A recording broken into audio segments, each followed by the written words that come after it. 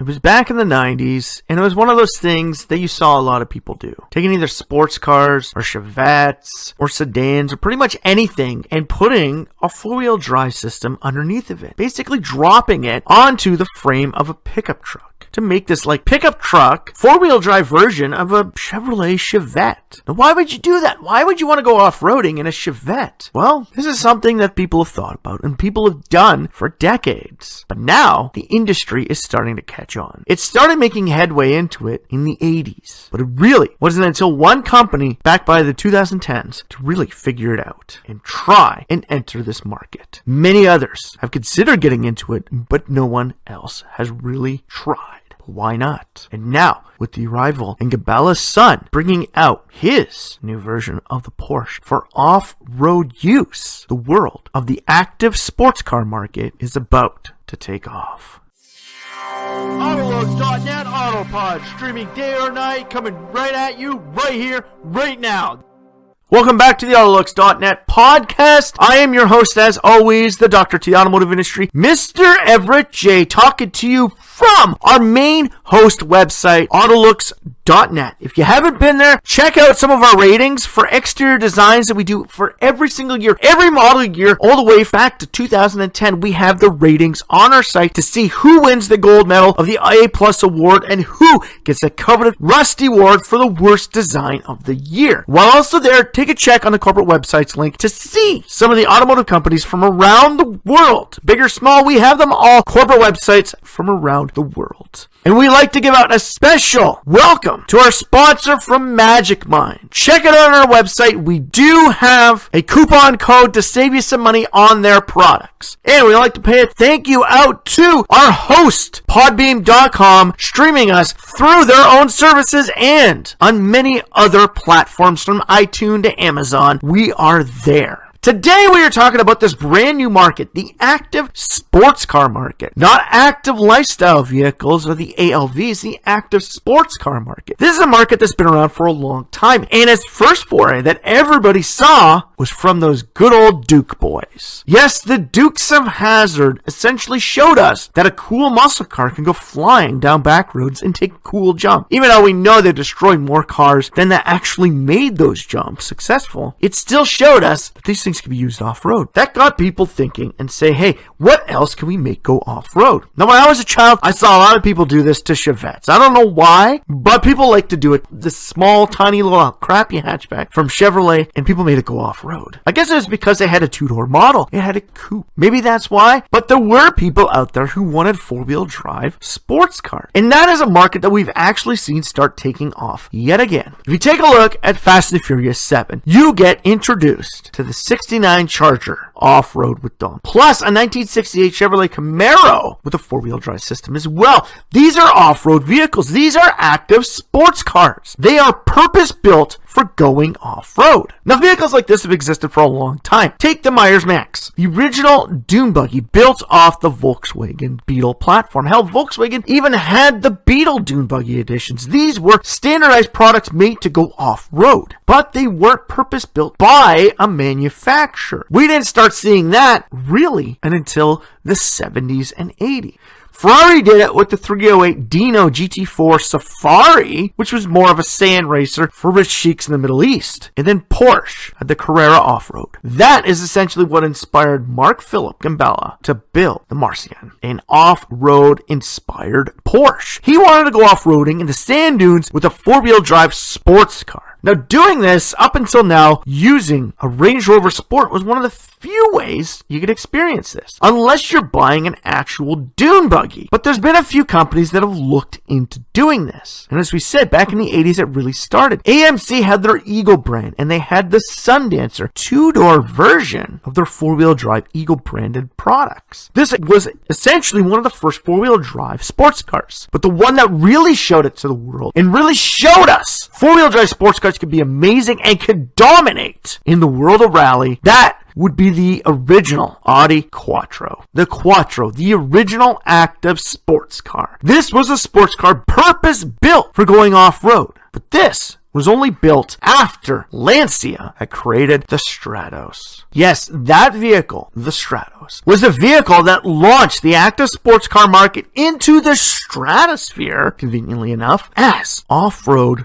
sports cars. This was something that people wanted. This was something that would dominate not only in rally, but in sand dunes, back roads, and logging roads. This is something in my hometown that we like. Imprezas and four-wheel drive trucks are amazing off-road, but you still have one issue. The Imprezas are four-door and four-wheel drive trucks are high off the ground. Where can we get something in between that? Well, the Quattro and the Stratos kind of did that. And the 037 Stradale from Lancia. And then the Delta kind of did that. And then, like we said, in the 2000s, we saw a little company from Nevada show up. And they gave us the Loco Motors Rally Fighter. The first purpose-built active sports car for the 21st century. This was something that a company like Venturi had looked at with their America dune buggy. But Loco Motors was going all in. They did it 2 doors, roll cage, and you were enclosed. It was purpose-built to just go for speed off-road. It was a sports car built for the back roads. This was the reincarnation of the Quattro. Now, we do have a company called E-Legends bringing out a brand new version of the Quattro, trying to bring back the greatness. Now, in the 2010s, we saw a whole whack of companies do this. And like we said, Fast and Furious 7 pushed that out. They did it with the Charger, a Camaro Z28, and then again with the Challenger and Furious 7 as well. But then we get a little guy called Tal Design who created the Gregario Parkour. They had a hardtop and convertible version. This was essentially the reincarnation of the Stratos. It was brought back to life for all of us. They wanted an active sports car. They wanted something to go off-road, but Tal Design didn't push it through. It then shows up Daihatsu with their Copen and the Copen Adventure, which became one of the first cross-track sports cars out there. And then it all came down in 2017 with a company from the UAE called Zaru. They wanted to make a purpose-built for speed off-road vehicle. They didn't want some 2-door SUV. No, they didn't want a Land Rover Defender. They didn't want a Wrangler. They wanted something purpose-built for speed, like the original Lamborghini LM001. They wanted something like that, but 2-door, sports car inspired, full-time off-road fun.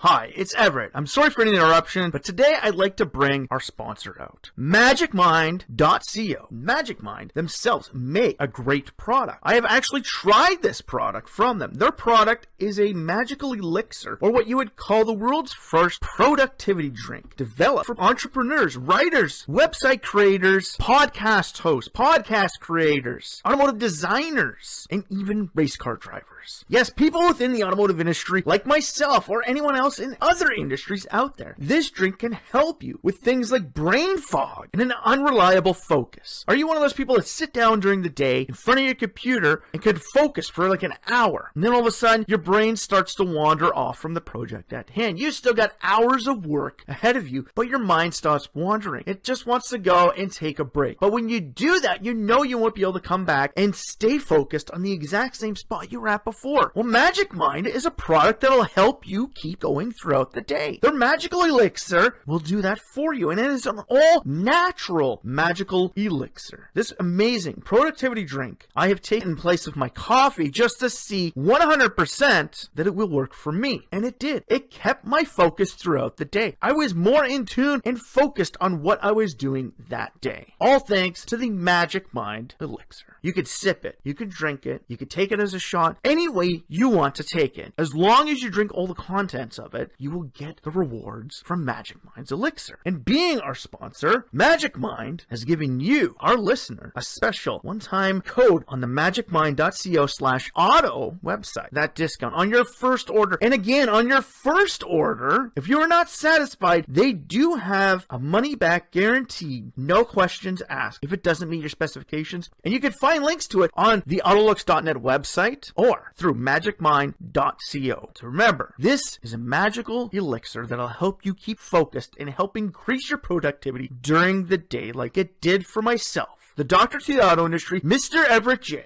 That name again is Magic Mind. Back to you, Everett.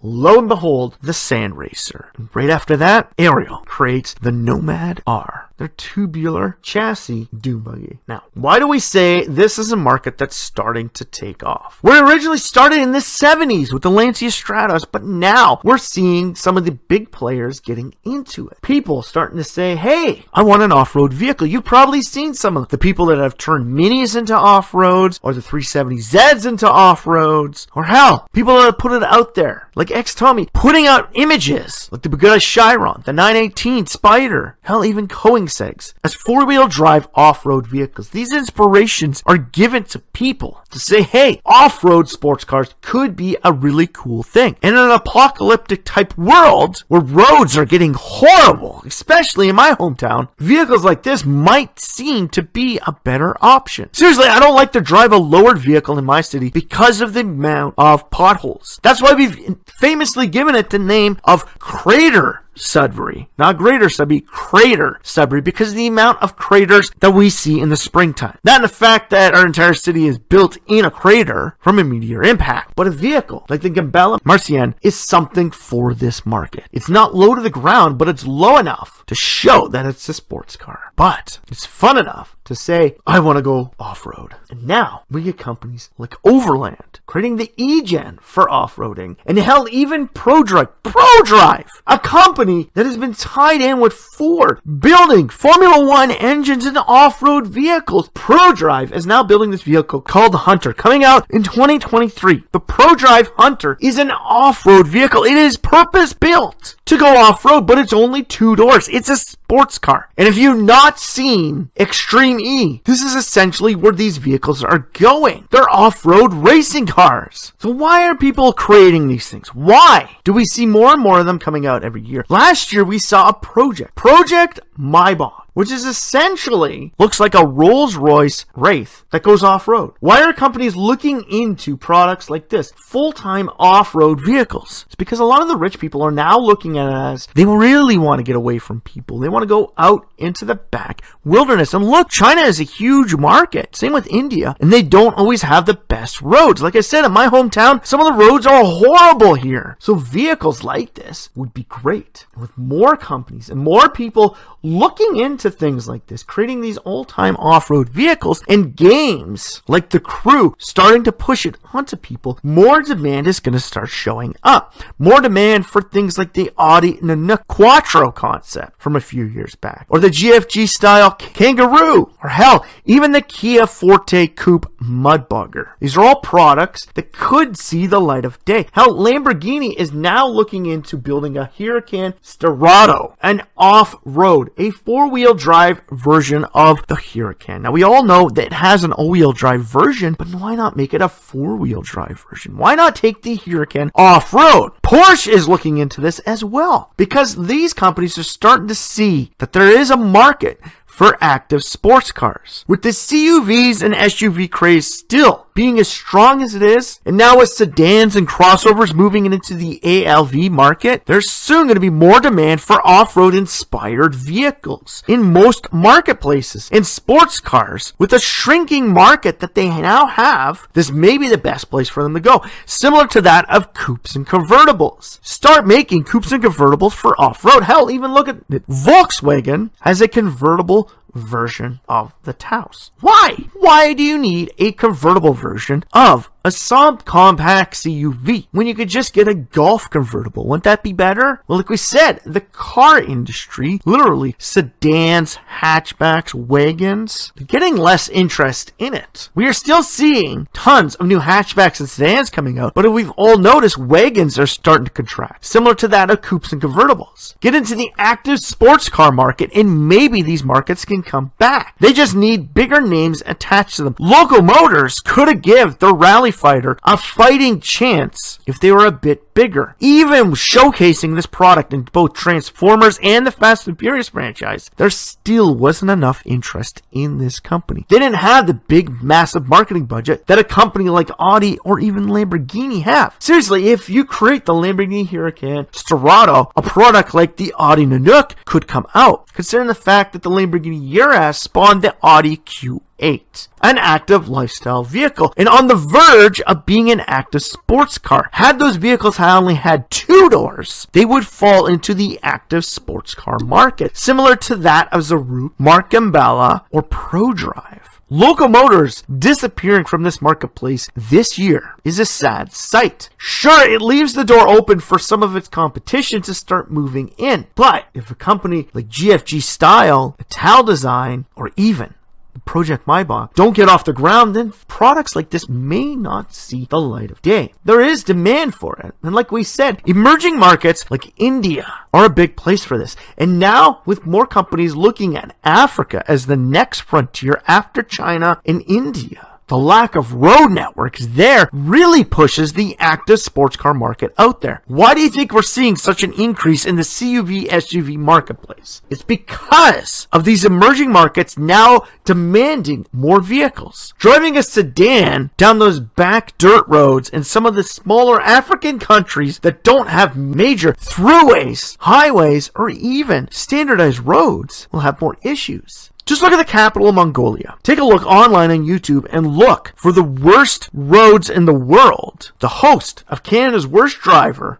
did a mini-series about the worst cities to travel in. Whereas Mumbai, India, the police chief doesn't even want to drive because he knows how crazy it is. Bangkok is continuously under traffic. And Ulaanbaatar, capital of Mongolia, has less paved roads than any other capital in the world. Vehicles like this make great space, where cab companies are looking at their Corollas and saying, we are tired of doing suspension work. We want something better. So they start buying Land Cruisers. And with the rise of the World Rally Championship, and now Extreme E showcasing to the world that off-road vehicles, and even Dakar, having special built vehicles like the Peugeot 3008 DKR, a 2-door purpose-built off-road vehicle for the Dakar Rally. There's now becoming a little bit more interest in the active sports car market. This isn't a market that's going to go away anytime soon. And now, with the re-release of the Lancia Stratos, not by Lancia, people are going to start to want these type of vehicles. Like we said, Dakar, yeah, it's done in Saudi Arabia now, but when they did it in Africa, there's not a lot of roads. When they did it in South America, there wasn't a whole heck of a lot of roads. There's a lot of places in the world that populations are now starting to increase. Things are getting better, and more people want cars, but unfortunately, the roads are not there. And just like the wealthy people who live in Dubai, not everybody wants to travel on the roadways. Why? Because in Dubai, the police services have super fast cars as well. Hell, they have a Bugatti Chiron, and a Veyron, and a GTR, and a Hypersport.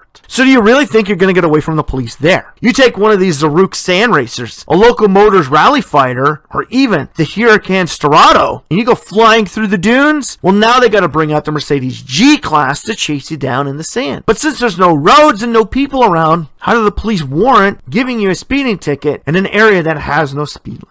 And that's where a lot of these wealthy people are starting to look at it. I want to have fun and I want to go fast, but I can't do it on city roads. With major nations around the world cracking down on street racing in the aftermarket world, the active sports car market may be the future of the sports car market. It's something that we may need for the future. Why? Because it may be the only place we have left to go racing each other than the back roads. Whereas my home province of Ontario in Canada has a 50 over law. That law was actually created by the death of a police officer's son who was struck and killed by 2 idiotic street racers who decided to do it on a residential road by an arena. And oddly enough, this actually happened less than 30 minutes away from where I'm recording this podcast right now. Yes, my hometown has basically helped spearhead the demise of the aftermarket industry. And a lot of people I knew in that industry who had vehicles like that sold them off because now it is too scary to get a speeding ticket. Because now they'll hold your car.